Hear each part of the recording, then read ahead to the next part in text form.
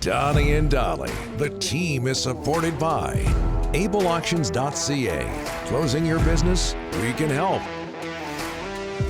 We move on to Thomas Drance from The Athletic in the wake of the Canucks loss in overtime yesterday. And there he is. You know what? It's a Burl Ives vibe. Yeah, you look like Burl Ives, Thomas. You do. Right? With the beard? Yeah. I think so too. I just need to wrinkle my face. Yeah, well, I'd like to do something to your face. Easy. Oh, wow, Rick. Come on, Okay, man. so where are you, Thomas? We're spreading holiday joy for all to hear. You're fighting with everybody these days. Are you impressed with the Canucks? They're first place overall in terms of points. They have the tiebreaker over Vegas. Winning percentage-wise, though, they're, third place? Where are you these days? Are you impressed by these guys? Yeah. Third place by point percentage is amazing. They're number one in their division. They're number one in the conference. Like, what are we talking about? Of course I'm impressed. I didn't love their game last night, though. No. I didn't love their game, but who cares? 2-0-2 on a tough road trip. I mean, even last night, that's their fourth game in 6 days across 4 cities, and really their fifth in 8.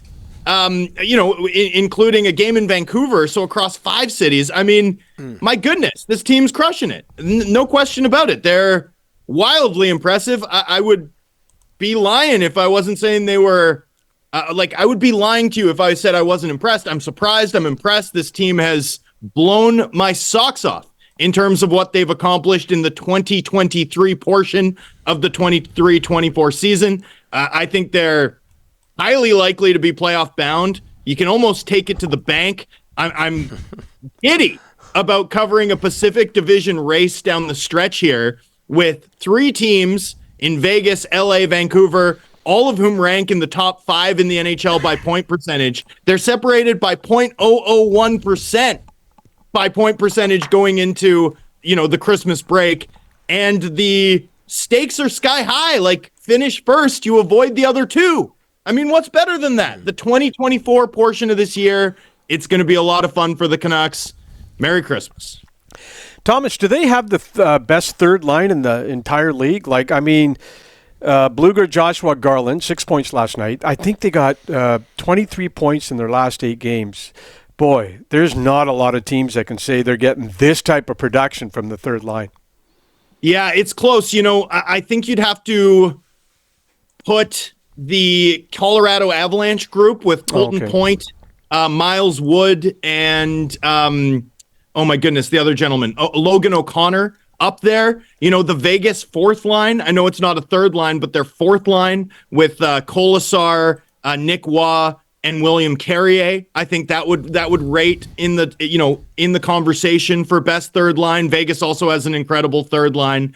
The Jordan Staal line. With Martinuk, former Vancouver Giant, and Jesper Fast, that would be up there as well. So anyway, rarefied air, right? Top 5 without question. I think you can make the argument certainly that they're the best. They're definitely in the conversation. Connor Garland, I think, is the driver there. I don't think that's a secret. What a great no-look pass on Dakota Joshua's goal, and then an awesome, choke up on his stick finish. Donnie, you and I have talked about it before, and we saw it in a big moment last night against Dallas. Only his 3rd goal of the year, and I'm here to tell you, you're going to get more Connor Garland goals here. Like, the goals are going to come for him, given the way he's playing, given the chances he's getting, given the fact that despite the finish not being there for him to this point in the season, like, over his career, he's not a bad finisher. He's not a outlier in terms of his ability to finish. We're going to get Connor Garland goals, and that line's going to get Connor Garland goals. They're controlling play better than any other Canucks. Here's the real conversation for me, Rick. It's not, is the Garland line the best third line in hockey? It's, is it the Canucks' best line? And I think it is. I think it's their 5-on-5 engine right now, which, is great. It helped this team power their results over the course of this road trip, especially given that the Canucks power play is not eating the way it was earlier in the season. But, I think they do need more of what they're getting from the third line from their top 6 forwards, too. Well, here's the thing, Thomas. They've got a club. The guy sitting out got 39 goals last year, a healthy scratch. And then they got Susi, who might be, his return could be in early January. You know, they got a big road trip. He might go on that trip. They've got these guys that are injured and sitting out, pretty good players. When Susie comes back, it's going to be really interesting to see who sits out and the dynamics of how they position the six defensemen. So that they're going to have an interesting decision to make when Susie comes back, and I don't think he's far away. Interesting, yeah. I mean, that's great to hear. You know, I thought he was going to be out pretty close to the negative side. You know, the 6 to 8 weeks. I thought he was going to be pretty close to 8 weeks before he got back. Based on what I'd heard initially in the wake of that injury. So to hear that he maybe has advanced that timeline, that's great. They need him. He's a really smart player who's been excellent in his games played for this team so far. You know, do you bump Cole to the right side? Is it a Susie Cole third pair? That would be my expectation, although we know that Tocchet likes to play strong side defensemen on their strong sides, right? And we also know, like, Noah Juulsen's been playing excellent hockey. I don't even know if this team can afford to be without him, given how vital his contributions have been to this team turning it around 4-on-5 over the course of the past 2 weeks. So definitely going to be interesting. The Kuzmenko situation obviously is a tough one. Not exactly sure where that ends up. You know, we know he can break games open. Like, we know that he can break games open, but we're certainly not seeing much from him in terms of shooting, in terms of 5-on-5. The power play struggled with him. It struggled without him. You know, it's an interesting one on Kuzmenko because I'm not seeing the same underlying case for him bouncing back that, you know, I was pounding the table about with like Höglander and Garland and Besser bouncing back. Like, I'm not seeing the same stuff from Kuzmenko. I'm not seeing enough shots. I'm not seeing him be additive when he's been on the Pettersson line. And certainly, you know, I'm not seeing enough speed in terms of the way that he's reacting without the puck to execute, you know, some of the staples that Rick Tocchet talks about all the time. So, you know, I'm really curious to see how that one plays out here. This team does need another top six forward. Like, they need more offensive push.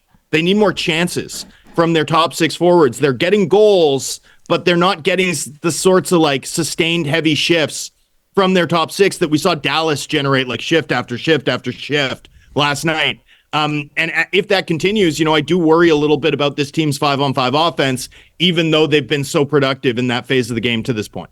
Okay, and Thomas, very quickly, I know you were on about this after the Canucks game in Minnesota. You tweeted this out, and I was at it last night, but 3-on-3 overtime. How does the NHL fix that? Yeah, I loved your suggestion about a half-court violation. Like, I don't think you should be allowed to leave your zone when it's 3-on-3 hockey. We want rush hockey. Like, I think 3-on-3 should be designed to avoid the shootout. You know, like, that's what we want. We want fewer shootouts, and we want the game to be decided by something that's more recognizably like hockey, as opposed to, you know, the soccer model of having a sort of separate mini game at the end of a game decide things with real stakes.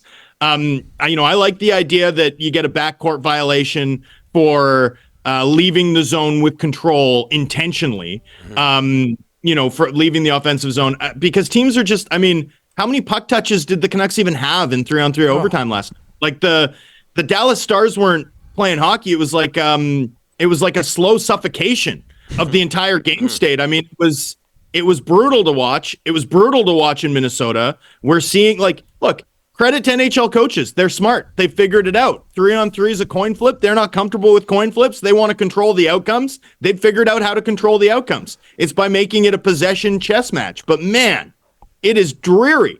And given what 3-on-3 looked like when it was first introduced, I mean, you remember? Yeah. You remember, Jeff, how exciting it was? Crazy. Up and down hockey, the thrill you got when a player sort of missed their shot and it went wide on the far side. Yeah. And you knew it was going to ring around the boards quickly, and everyone panics on the ice. I mean, that's the sort of action we want. We want the chaos.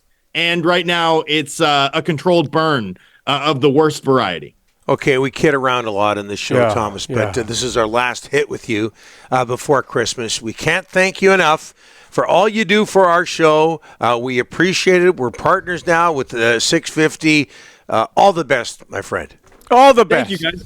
Honestly, it was a blast talking Canucks hockey with you guys all year through 2023. We're in for a lot of fun on the other side of the Christmas break and the holiday break. And when Rick came on, by the way, he gave to Halford and Bruff earlier this morning. He gave me a Christmas present, so I want to return the favor. Rick, I've bought you a two-way, so you can go there and come back because I'm so generous. All the way to Moscow, I've got you a week's worth of pronunciation classes with Dan Milstein. That's good.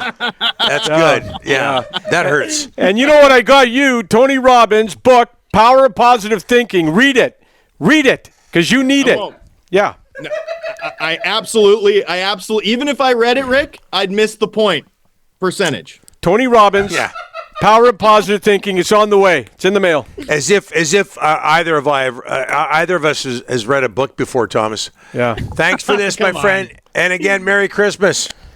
Happy holidays, boys, and to all your viewers. Thanks for having me. Enjoy the holiday season.